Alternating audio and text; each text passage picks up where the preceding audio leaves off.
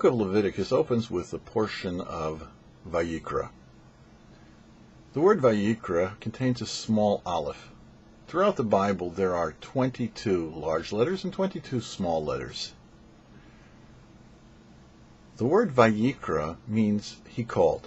God called to Moses in a very familiar way, like a friend, to introduce the portion which deals with the animal sacrifices. Indeed, the relationship that Moshe had with the Almighty was on a very personal level.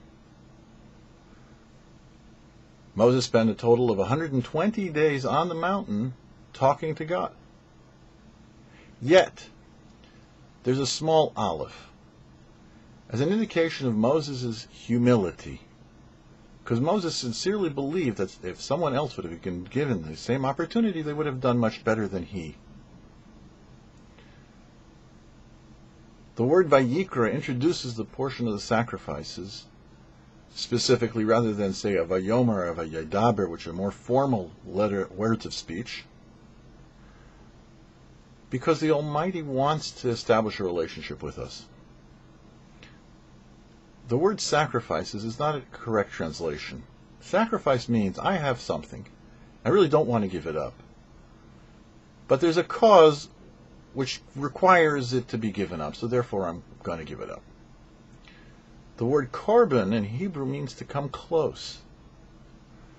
The vehicle to coming close to God and establishing a relationship were the sacrifices. Now we have no sacrifices. The temple has been destroyed and should speedily be rebuilt. But in the meantime, we can establish that same relationship, because what was important in the animal sacrifices? It wasn't the animal. Because if it were at the animal, there wouldn't be, for example, a sliding scale. A rich person would bring an ox, but a very poor person could bring 5 pounds of flour.